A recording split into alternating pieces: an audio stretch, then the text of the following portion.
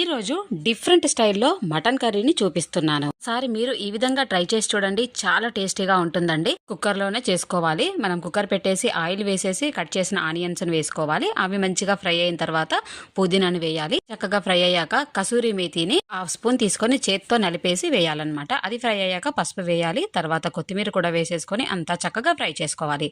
తర్వాత అల్లం వెల్లుల్లి పేస్ట్ కూడా వేసుకోవాలి. చక్కగా ఫ్రై అయ్యాక మనం కలుపుకొని పెట్టుకున్నటువంటి మటన్ వేసుకోవాలి. గిన్నెలో కలిపాము, అదే గిన్నెలో వాటర్ పోసేసి కుక్కర్ పైన పెట్టేయాలి. ఆ ఆవిరికి మటన్ అనేది మంచిగా ఉడుకుతుంది. తర్వాత మిక్సీ జార్లో 2 టమాటాలను వేసి మిక్సీ పట్టుకోవాలి. కలిపిన మటన్ అని చెప్పాను కదా, ఏదో కాదండి. మనం మటన్ కడిగేసిన తర్వాత అందులో ఆయిల్, ఉప్పు, పసుపు, కారము, అల్లం వెల్లుల్లి పేస్ట్ చేసి కలిపి పెట్టడం అన్నమాట. పైన మనం వాటర్ పెట్టాం కదా, అవే వాటర్ మటన్ లో వేసేసి మూత పెట్టేసి 3 విజిల్లు 4 విజిల్లు వచ్చేదాకా మనం ఉడికించుకోవాలి. మటన్ ఉడికిందా లేదా అని చెక్ చేసుకొని టమాటా ప్యూరీ, ధనియాల పొడి వేసేసి 10 నిమిషాలు ఉడికించుకున్నట్లయితే ఎంతో టేస్టీగా ఉండే మటన్ కర్రీ రెడీ.